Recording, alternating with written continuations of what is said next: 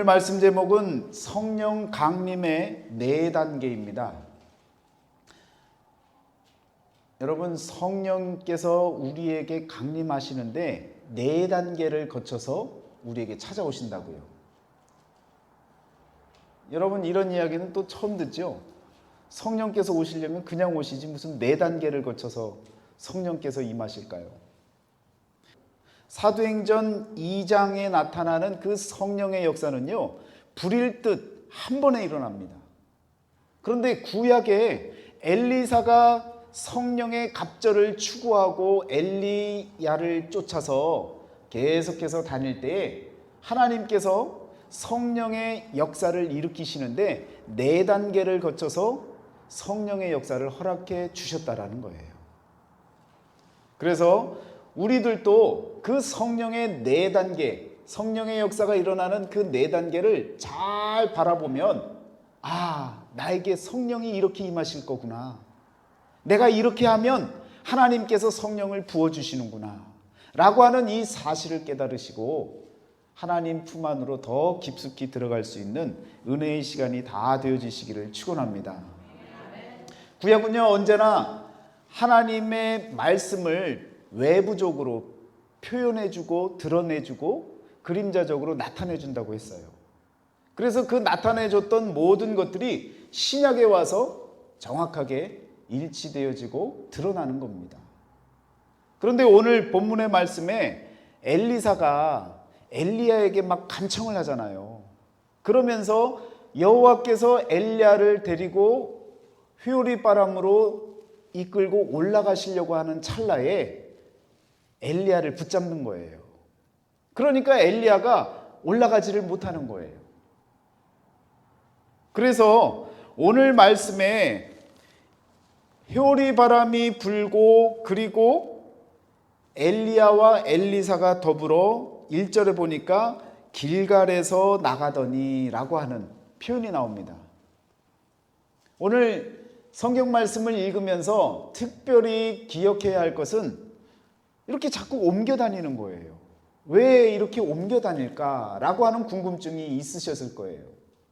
그냥 가만히 그 자리에 있고 뭘 원하느냐라고 물어보고 그 답을 해주고 하나님께 기도하면 될 텐데, 그게 아니라 자꾸 엘리야가 엘리사를 데리고 여기로 저기로 옮겨 다니는 겁니다. 그 첫 번째가 어디였느냐면 길갈이었습니다. 여러분, 이 길갈의 장소가 어떤 장소였습니까? 애굽의 모든 수치를 다 떨쳐버리고 길갈의 정신으로 새롭게 시작했던 이스라엘 민족이 떠오르시잖아요. 가나안 땅에 처음 다 들어가서 그들이 자리를 잡았던 곳이, 도착했던 곳이 바로 길갈이었습니다. 그 길갈에서 무엇을 했습니까? 할례를 행하면서 이제는 하나님께 속한 자로서의 삶을 살아가겠노라. 더 이상 과거의 애굽의 모든 잘못된 수치스러운 그런 과거를 다 떨쳐버리겠노라. 나는 이제 애굽으로부터 벗어났다 라고 하는 의미의 할례 예식을, 할례 의식을 그곳에서 치룹니다. 보세요. 구별된 삶이 시작되는 겁니다. 이 구별된 삶의 시작을 신약에서는요, 예수님께서 구별된 삶을 나타내는 그런 말씀의 표현이 나타나는데요. 마태복음 2장 15절을 한번 찾아보시길 바랍니다. 헤롯이 죽기까지 거기 있었으니 이는 주께서 선지자를 통하여 말씀하신 바 애굽으로부터 내 아들을 불렀다 함을 이루려 하심이라. 아멘. 자, 어디로부터 아들을 불렀어요? 애굽으로부터 내 아들을 불렀다라고 하는 이 말씀을 이루시게 하기 위해서 아기 예수님을 애굽에 머물게 만들고 때가 되었을 때에 애굽으로부터 돌아오게 만들잖아요. 자, 애굽으로부터 시작해야 하는 것이 바로 인생입니다. 세상으로부터 시작하는 것이 우리의 인생이라고요. 그런데 애굽으로부터 여러분과 저를, 우리 자녀, 하나님께서 자녀 삼으신 저와 여러분들을 불러내시는 거예요. 성령의 충만함을 허락하시려면요, 어디로부터 불러내야 되는 거예요? 세상으로부터 불러내셔야 되는 거예요. 오늘 우리가 어디에 앉아 있습니까? 영화교회에 지금 앉아 계신 거잖아요. 지금 이곳은요, 세상이지만 그러나 세상으로부터 구별된 자리라는 겁니다. 그래서 잘 오셨다는 거예요. 애굽으로부터 벗어나신 여러분 축하드립니다. 이제 이 말씀 가운데 거하는 삶, 하나님 품 안에 거하는 그 삶으로 살아나가시기를 축원합니다. 애굽에서 내 아들을 불렀다 함을 이루기 위해서 예수님을 일부러 들어가게 하시고 나오게 하셨단 말이에요. 구약에서도 마찬가지로 이스라엘 민족 전체를 애굽 땅에 들어가게 만들고 그리고 그들을 불러서 가나안 땅으로 나오게끔 만드시는 것이 바로 하나님의 역사였습니다. 그 애굽으로부터 벗어나는 것이 성령 충만함을 받는 첫 번째 단계라는 거예요. 우리가요, 가정에서 살지만 또 사회생활을 하고 살지만 여러분들이 세상과 구별된 삶을 사셔야 되는 겁니다. 예배의 자리를 지키셔야 되는 거예요. 하나님의 말씀이 함께하는 그 삶의 자리를 여러분들이 구별해 나가셔야 된다는 거예요. 아무런 구별 없이 살아보세요. 여기가 안방인지 예배당인지 이곳이 그냥 어떤 곳인지 구별이 되어지지 않는 삶을 산다면 우리는요, 구별된 삶을 시작하지를 못했다는 거예요. 여러분의 기도의 자리를 지키시고 여러분의 말씀의 자리를 지키시고 눈을 뜨건 눈을 감든 어느 자리에 있든 그 말씀의 자리를 여러분들이 스스로 지켜나가시는 거예요. 목사님, 우리 집에 방이 없어요. 방이 필요한 게 아니에요. 기도방이 필요한 게 아니에요. 하나님 앞에 진실되게 꿇어 엎드리는 그 자리가 바로 기도의 자리인 줄 믿습니다. 그 자리를 찾으시고 그 자리를 성별하시고 구별하셔서 날마다 지켜나가시기를 바랍니다. 이스라엘 백성들이, 유대인들이요, 하루에 몇 번을 기도했다고요? 3번을 기도했다고요. 몇 시, 몇 시, 몇 시요? 9시, 12시, 3시. 한참 바쁠 시간 아닙니까? 최고로 바쁠 시간 아니에요. 눈 뜨고 가장 비즈니스하는 그 아주 절호의 시간들 아닙니까? 그런데 그 시간에 하나님께 구별해서 기도의 시간을 가졌다고요. 여러분의 삶 가운데 그런 구별의 시간이 있으셔야 됩니다. 그렇게 기도할 때에 고넬료에게도 하나님께서 환상을 보여주시고 성령 충만함을 허락해 주시고 그 시간에 맞춰서 성전에 나아가던 베드로와 요한에게도 안진뱅이를 일으키는 역사를 하나님께서 허락해 주시고 모든 일들이 기도와 관련되어져서 하나님의 역사가 일어나는 줄 믿습니다. 여러분, 그 기도의 자리, 그 믿음의 자리를 성별하시고 구별하시는 그런 지혜로운 삶을 살아나가시기를 축원합니다. 자, 그리고 나서 2절에 보니까 어디로 또 옮겨요?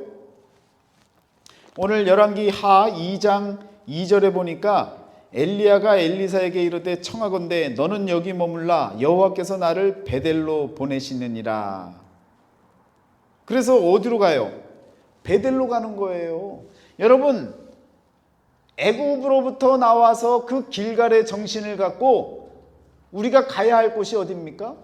바로 베델입니다. 베델이 어디예요? 하나님의 집입니다. 베델의 의미가 하나님의 집이라고요. 이 베델이라고 하는 이름이 어떻게 나왔습니까? 본래는 루스라고 하는 이름이었는데 그 이름이 베델로 바뀌어지는 역사가 일어날 때 그 중심의 인물이 누구였습니까? 야곱이었습니다. 야곱이 에서를 피해서 바단 아람으로 도망가던 야곱이 바로 자신과 함께하는 하나님을 만나고 그리고 또 바단 아람에서 다시금 돌아갈 때 가나안 땅으로 돌아가는 길에 제단을 쌓고 그곳을 엘 베델이라고 전능하신 하나님이 거하시는 그런 자리라고 고백을 하게 되어집니다. 여러분, 우리가 애굽으로부터 구별되어져서 그냥 구별만 되어지면 그것이 끝이냐? 아니라는 거예요. 하나님의 집으로 들어가야 되는 거예요. 하나님의 집, 그 집에서 무엇을 합니까? 하나님의 말씀을 듣는 거예요. 하나님의 뜻을 깨닫는 거예요. 우리가 교회 왜 나옵니까? 친교하기 위해서 와요? 물론 친교도 중요합니다. 그러나 그보다 앞서서 하나님의 참 뜻이 무엇인지, 하나님의 계획이 무엇인지, 나를 향한 하나님의 말씀이 어떤 말씀인지 그것을 깨닫게 하기 위해서 우리가 오는 거예요. 베델이라고 하는 곳에서 여러분 사람의 이름이 바뀌는 거예요. 과거의 사람이 옛사람이 새사람이 되어지는 거예요. 야곱이요, 여러분 야곱이었다가 어떻게 이름이 바뀌어집니까? 이스라엘로 이름이 개명이 되어지는 거예요. 오늘 저와 여러분들이 하나님 앞에 나왔을 때에 과거의 민관형이 아니라 새로워진 하나님의 자녀로 거듭나셔야 되는 겁니다. 우리의 삶의 방향이 바뀌어지는 거예요. 과거의 어떤 옛사람의 모습이 아니라 말씀 의지하고 말씀을 따라서 나아가는 그러한 새로운 삶으로 바뀌어지는 자리가 바로 베델이라고 하는 자리입니다. 그러니까 여러분과 제가 열심히 교회 나왔는데 사람이 안 바뀌면 어떻게 해요? 성령 충만으로 나아가는 두 번째 단계에 막히는 거예요. 옛날 그 모습 그대로, 세상에서 놀던 가락 그대로, 교회 안에서도 전혀 바뀌지 아니하고 언어도 순화되지 아니하고 행동도 바뀌지 않고 늘 옛날 세상 생각 그대로 교회에서도 계산적으로 살아간다면 절대로 여러분 성령의 충만한 역사가 일어나지 않는 거예요. 우리의 생각에서 내가 갖고 있던 모든 과거의 내 생각들, 내 경험들, 내가 지금까지 쌓아왔던 삶의 노하우, 그런 것들을 다 무너뜨리셔야 되는 겁니다. 그럴 때야 비로소 여러분과 저에게요, 하나님의 말씀이 내 마음속에 자리하게 되어지고 내 삶을 움직이는 중심지가 되어지는 곳에 말씀이 자리하는 그런 역사가 일어나는 줄 믿습니다. 베델은요, 사사시대 때에 하나님의 법궤가 있던 곳이었습니다. 그리고 하나님의 뜻을 찾기 위해서, 하나님께 여쭙기 위해서 나아왔던 곳이 바로 베델이었습니다. 그런 곳이 베델인 거예요.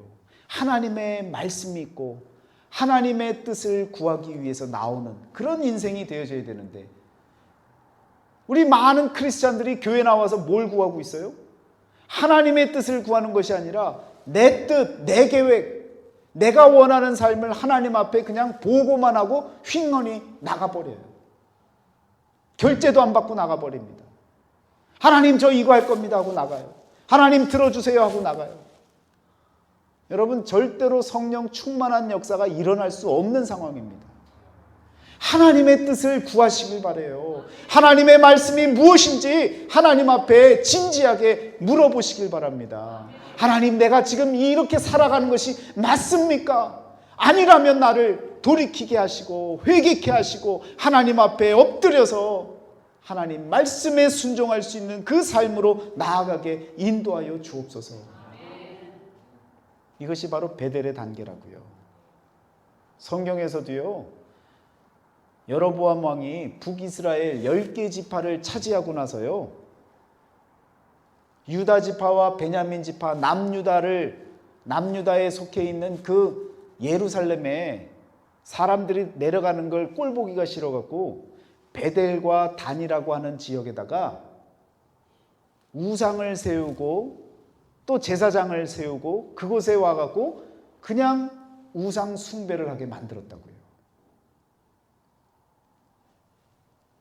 하나님의 집 베델을 우상의 집으로 만들었던 역사가 있지 않습니까? 그 결과가 어떻게 되어져요? 다 무너지는 거예요. 다 넘어질 수밖에 없는 거예요. 아유, 목사님, 저희는 우상 여기 교회에다가 세우고 그런 거 안 하잖아요. 우상이 뭡니까? 하나님보다 더 귀하게 여기는 그 무엇이 있다면 그것이 우상인 거예요. 하나님께 나와서 하나님 이것만은 제가 놓칠 수 없습니다. 하나님 이것만큼은 지켜주세요. 이것이라고 하는 그것이 바로 우리에게 우상이 되어진다고요. 그것까지 여러분과 제가 내려놔야 베델이라고 하는 참된 의미의 교회, 하나님의 집이 만들어지는 겁니다. 교회에 와서 여러분 백날 구해보세요. 하나님, 제가 갖고 있는 돈이 몇만 불인데 이거 주식에다 넣을 테니 그냥 한 100배로 뛰게 해주세요. 하나님, 지난주에 제가 로또리 복권을 하나 샀습니다. 이거 놓고 기도할게요. 이거 당첨돼 갖고요, 몇백만 불, 수천억이 그냥 저에게 오면요, 교회 깨끗하게 지어드릴게요. 교회는요, 우리의 뜻을 구하는 곳이 아니에요. 내가 원하는 것을 하나님께 바라는 그런 것, 그것을 하나님께 요청하고 이루어지기를 꿈꾸고 그것을 위해서 매달리고 1000번째 제물을 드리면서 하나님, 제가 이렇게 1000번을 드리면 10,000배, 수만 배로 갚아주세요 하고 그냥 그렇게 드리는 그러한 행위는요, 기복신앙입니다. 하나님이 기뻐하지 않는 삶이에요. 하나님의 집에서는요, 하나님의 뜻을 구하는 거예요. 하나님 무엇을 원하십니까? 내가 어떻게 살아드려야 됩니까? 내가 이 못난 내가 하나님 앞에 어떻게 행해야 됩니까? 그런 마음으로 나오는 자리가 바로 베델의 자리라는 것입니다. 애굽으로부터 불렀던 아들 예수님은요, 항상 어디에 머무르셨어요? 하나님의 집에 늘 거하셨다고요. 늘 회당에서 말씀을 선포하고 말씀을 함께 나누고 제자들과 함께 어느 곳에 모이든 하나님의 말씀을 나누시고 하늘에서 이루어진 것과 같이 땅에서도 이루어지리라 라고 하는 이 말씀을 오늘 저와 여러분들에게 허락해 주시잖아요. 하나님의 뜻이 이 땅에서도 이루어지기를 바라는 거예요. 그런데 우리는 어떻게 합니까? 땅의 것을 자꾸 그냥 하나님께 올려갖고 이것 좀 해주세요, 이것 좀 해주세요. 안 될 거 뻔히 알면서 그렇게 매달리다가 하나님 안 계셔 하고 그냥 휙하니 나가버리는 거예요. 여러분, 하나님의 뜻이 이 땅에 이루어지기 위해서 그 뜻이 무엇인지를, 하나님의 나라와 그의 의를 구할 수 있는 그런 믿음의 삶이 되어지시기를 축원합니다. 변질된 베델 그 모습으로 바꾸어서는 안 된다는 거예요. 예수님이 오셨잖아요. 성전을 바라보셨잖아요. 얼마나 더러워졌습니까? 그래서 성전을 정화시키는 거예요. 하나님의 집을 원래의 모습대로 회복시키려고 우리 주님이 오셔서 모든 것을 다 엎어버리시는 거예요. 여러분과 저의 마음의 성전이 하나님의 집이 아니라 탐욕의 소굴이고 강도의 소굴로 되어져 있고 내가 내 삶의 중심인 줄 알고 살아간다면 이제는요, 내려놓으시고 하나님 앞에 엎드려서 하나님의 뜻을 간구할 수 있는 그러한 믿음의 삶으로 나아가시기를 축원합니다. 그래서 호세아는요, 우상의 집이라고 벳아웬이라고 하는 베델이 있었는데 그 베델이 변질된 모습을 바라보고 우상의 집이다라고 이야기를 했다고요. 얼마나 많은 기독교에 속한 교회들이요, 우상의 집으로 바뀌었는지 몰라요. 일전에 말씀드렸잖아요. 어떤 나라에서는요, 아주 큰 중견 목사가 뭐라고 합니까? 기도 제목 내, 얼마와 같이 내, 그럼 내가 기도해 줄 테니까 이건 일주일 안에 이루어져. 이게 말이나 되는 얘기입니까? 우상을 숭배하는 그런 모습들, 돈을 숭배하고 돈을 따라가는 그런 교회들, 성공을 따라가고 성공지향적으로 모든 사람들이 다 같이 기도하면 다 성공할 수 있다고 그렇게 외치는 교회들, 물질 만능주의가 되어져서 교회가 부자가 되어져야 된다고 헌금들 많이 하라고 하는 교회들. 여러분, 이건요 우상의 집으로 바뀌어지는 거예요. 헌금은요 하라고 해서 합니까? 아니잖아요. 내가 구원의 기쁨이 감격이 있고 감사가 있어서 하나님께 드리는 것이지. 언제부터 교회가 돈 하고 살아왔습니까? 본래 교회는요, 교회의 쥐가 배가 고파야 되는 것이 교회의 모습이에요. 교회에 먹을 것이 없어서 교회에서 머물고 있는 쥐도 배가 고파져야 될 것이 바로 교회의 모습이라고요. 그런데 여러분, 요즘은요 교회에 고양이들이 넘쳐납니다. 한국에요, 쓰레기통 옆에 가잖아요. 음식 쓰레기가 넘쳐나갔고요, 고양이들이 이렇게 기다리고 있어요. 여기는 그래도 그냥 뭐 큰 뚜껑으로 탁탁 덮어놓으니까 고양이들이 뭐 얼씬 못하죠. 똑같습니다, 여러분. 세상에 하나님의 집들이 얼마나 변질되어진지 몰라요. 오늘 우리 영화교회만큼은요,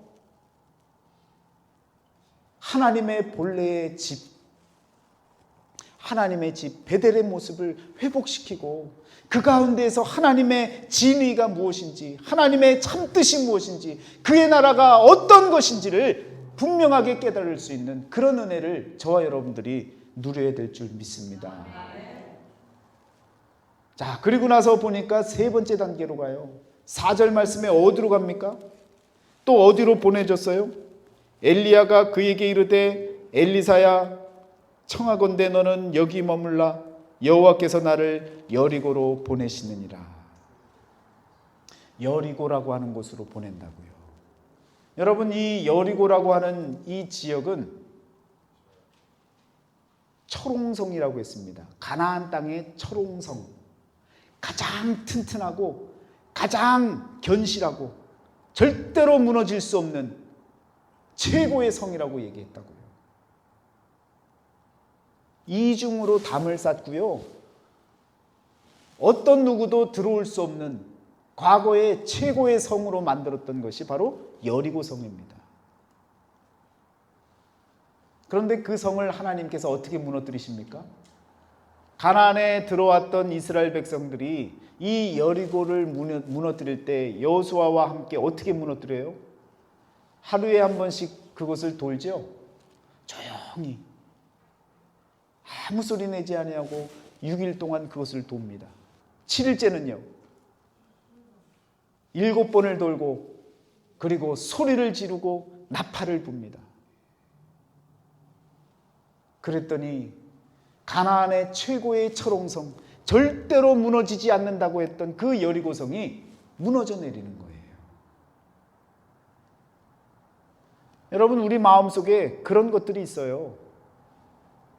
누가 뭐라고 해도요, 나는 버릴 수 없는 것이 있어요. 내 자존심, 내 속에 있는 어떤 그 무엇을 건들면 절대로 가만 안 두는 그것이 있다고요. 그것이 하나만 있는 사람도 괜찮은데 2개, 3개 넘쳐나는 사람들이 있다고요. 건들면 폭발하는 거예요. 여러분이나 저나 갖고 있는 그 인간된 마음 가운데 가장 중심에 있는 그 초롱성과 같은 그 자존심, 그것이 무너져 내리지 않으면 성령의 역사가 우리들에게 일어날 수가 없다는 겁니다. 말이 되냐고요. 그 여리고성을 돌고 도는 것, 그것 갖고 어떻게 그 어마어마한 그 여리고성을 무너뜨릴 수가 있겠습니까? 하나님께 순종하는 거예요. 말도 안 되는 상황이지만 하나님께 순종하는 거예요. 하나님이 시키면요 그렇게 행하는 거예요. 이 성이 무너질까? 이런 것이 아니라 하나님이 명하신 대로 묵묵히 조용히 도는 거예요. 하루, 이틀, 사흘, 나흘, 닷새, 엿새를 돌고 여러분 마지막 날에는요 7번을 돌고 하나님이 시키는 대로 소리를 지르고 나팔을 부를 때에 그 성이 무너져 내리는 역사가 일어나는 것입니다. 여러분, 일전에 제가 말씀드렸잖아요. 우리 한서희 권사님 사시는 곳으로 가려면 어느 다리를 건너갑니까? 타코마 네로 브릿지를 건너가야 되잖아요. 그렇죠? 그러면 톨게이트가 나오고 이렇게 되잖아요. 그런데 그 타코마 네로 브릿지가 몇 번째 다리입니까? 두 번째 다리예요. 첫 번째 다리를 세웠는데 첫 번째 다리를 바다 위에다가 세운 다리 중에 세 개에서 두 번째로 컸었대요. 그 규모가. 그 과거에 세웠으니까요. 그런데 그 다리가 무너졌어요. 여러분 인터넷에 네로우 브릿지 이렇게 치시면요. 그 흔들리면서 막 거기에 동물이 고양이가 있었는데 막 뛰는 모습이 나와요. 그런데 막 휘청휘청 하다가 차랑 같이 다 무너졌습니다. 그런데 그 무너진 이유가 뭔 줄 아세요?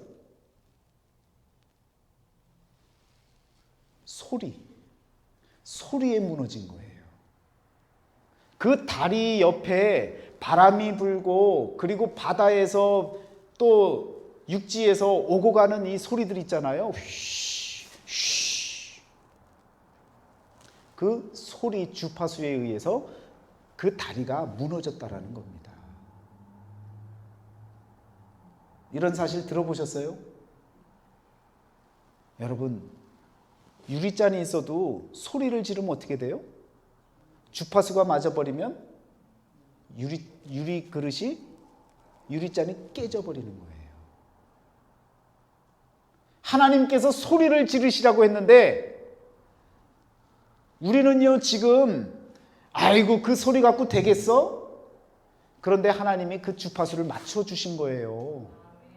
얼마나 과학적입니까 여러분? 이 지금 현대에도 소리로 무너지는 다리가 있는데 그때는 그거 하나 못 넘어뜨리겠어요? 이게 거짓말들입니까?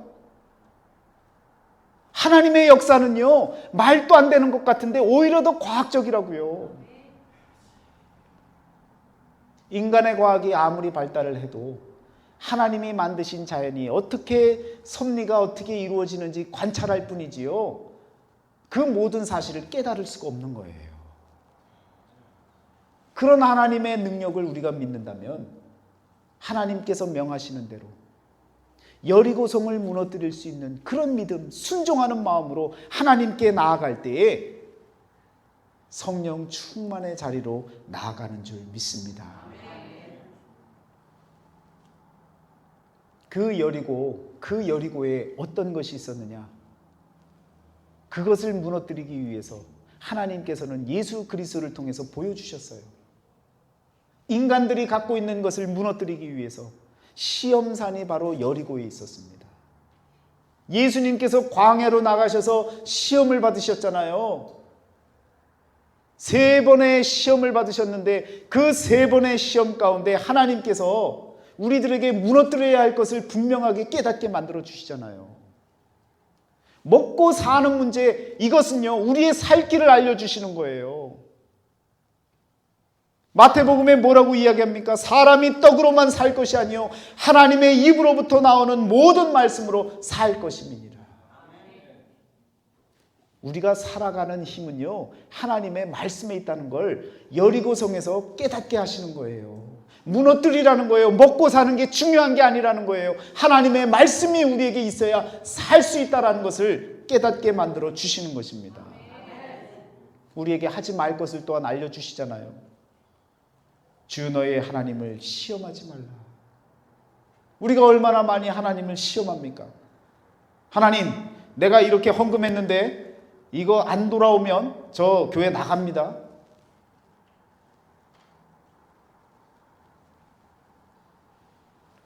그런 경험이 없으시죠? 감사한 거예요. 하나님 이 병 고쳐주셔야 됩니다. 안 그러면요 저 떠납니다. 오늘 우리들에게 정말 하지 말아야 할 것들, 하나님을 시험하는 이런 일들, 이런 것으로부터 여러분과 제가 시험에서 이겨낼 수 있어야 여리고성이 무너지는 거예요. 3번째는 어떤 것을 알려주셨습니까? 우리가 경배할 대상에 대해서 분명하게 알려주셨잖아요. 주 너의 하나님께 경배하고 다만 그를 섬기라. 교회 다니면서 하나님을 섬기는 것 같은데 섬기는 모양은 하나님을 섬기는데 돈을 섬기고 있어요. 권력을 섬기고 있어요. 자신의 환경을, 자신의 지식을, 이런 것들을 섬기며 살아나가는 모습들이 얼마나 많은지 모릅니다. 여러분, 그 철옹성 같은, 나를 살게 만드는 것 같은 그것을 무너뜨리지 않으면요, 우리에게 살 길이 없는 거예요. 오직 하나님의 말씀만이, 하나님의 입으로 나오는 모든 말씀만이 우리를 살게 하는 것임을 여러분 고백하시고, 우리 마음속에 있는 여리고성, 그 딱딱하고 그 훌륭해 보이는 그 인간이 바라보는 최고의 성과 같은 그런 철옹성들이 다 무너지시기를 주의 이름으로 축원합니다. 무너지셔야 돼요. 그래야 여러분 다음 단계에 어디에 나갑니까? 요단으로 나가는 거예요. 요단의 의미가 뭐라고 했습니까? 위로부터 내리는.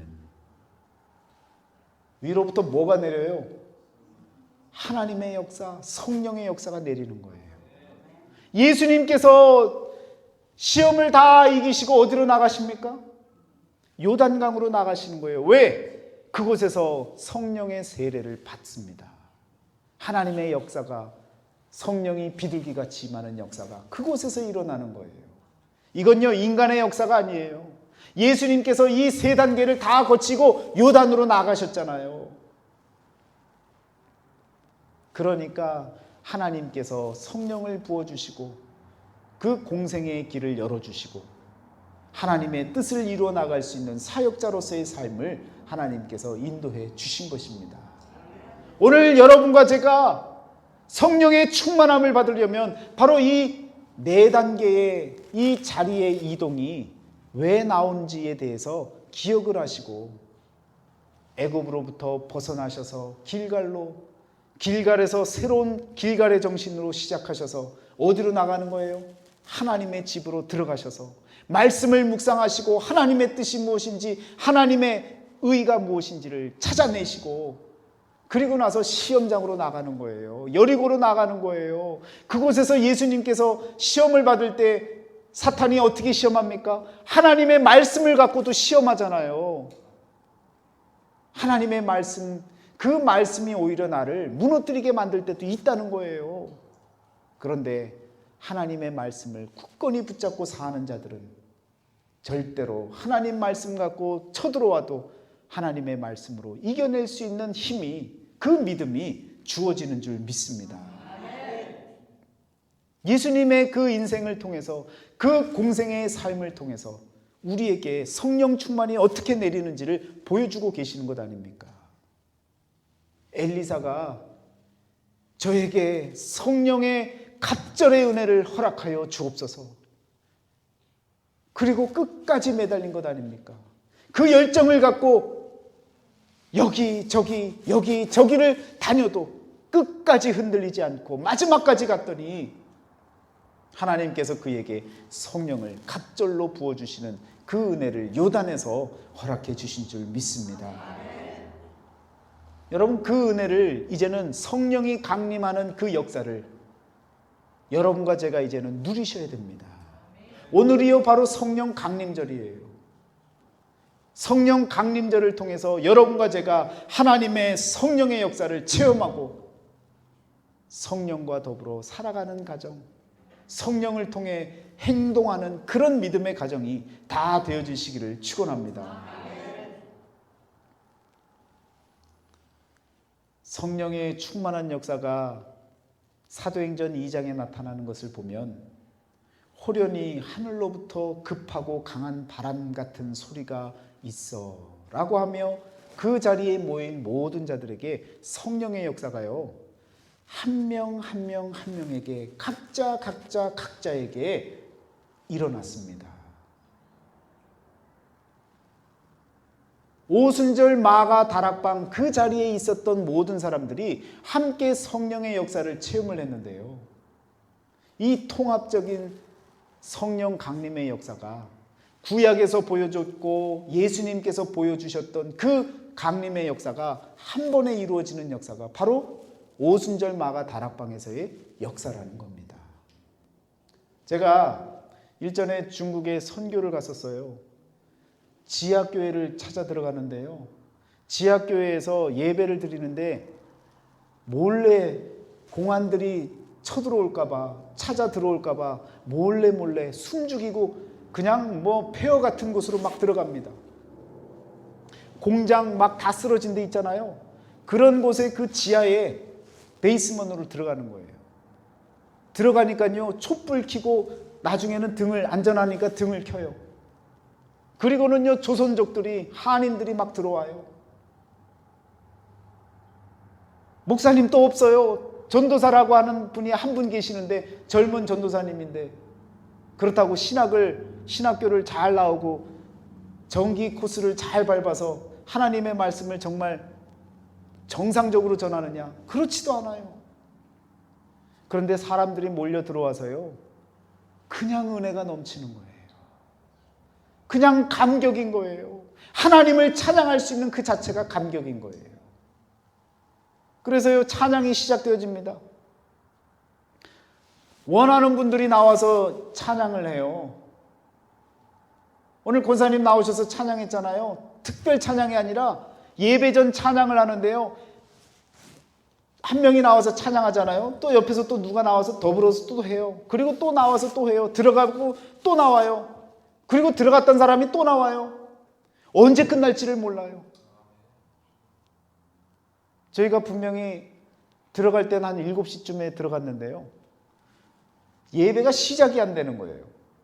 10시가 넘었는데도 시작이 안 돼요. 그러더니 전도사님이 광고를 하네요. 여기 찾아오신 귀한 분들, 오늘 처음 찾아오셔서 당황하셨겠지만 예배는 아직 시작되지 않았습니다. 일정에 맞춰서 조용히 나가셔도 괜찮습니다. 그리고는 그냥 계속 찬양하고 그냥 그렇게 예배를 드리는 거예요. 중간에요, 멈추시오! 그러니까 다 같이 불 끄고 갑자기 멈추는 거예요. 공안이 떴다는 거예요. 잡히면요, 어떻게 됩니까? 선교로 갔던 사람들도 다 벌금 내고 와야 돼요. 벌금이 한두 푼이 아니에요. 어떤 교회는 한 명당 2만 불씩 냈습니다. 숨죽이는 시간을 그 지하에서, 말 그대로 지하교회에서 예배를 드리는데요, 얼마나 그 마음들이 뜨겁고 열정적이고 하나님께 부르짖는 그 기도 소리가 놀라운지 몰라요. 저는요, 오순절 마가 다락방, 그 다락방에 모였던 그 성도들의 마음을 조금은 이해합니다. 숨죽이고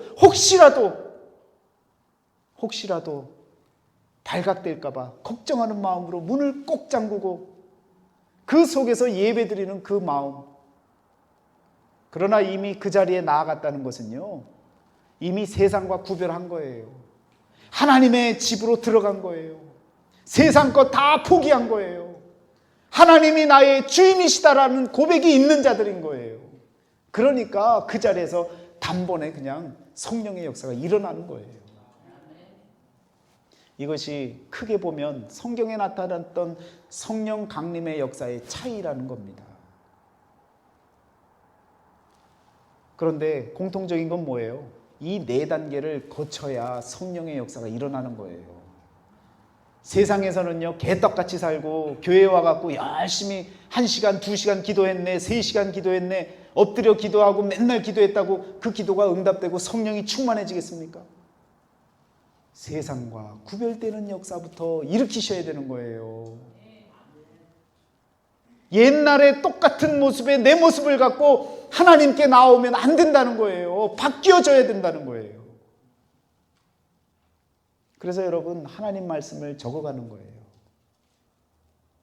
성경 필사 귀찮으면 안 하고 하고 싶으면 하고 그런 선택사항이 아니라 내가 세상과 구별되어지고 하나님의 뜻을 찾고자 하나님과 약속한 그 시간들을 지켜나가고 시간을 구별하고 자리를 구별해서 열심히 적어나가는 그 삶이 성령이 내리기 위한 작업 중에 두 번째, 세 번째 단계로 나아가는 길이라고요.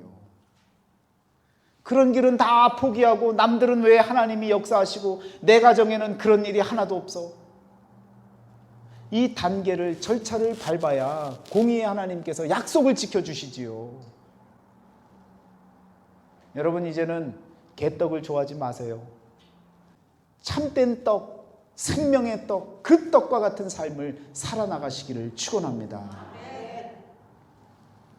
서양 속담에 그런 속담이 있잖아요. 여러분, out of sight, out of mind. 눈에서 멀어지면 마음에서도 멀어지는 거예요. 한 주 내내 세상 살다가 교회 생각 잠깐 하다가 마음은 요만큼 남아있는 거예요.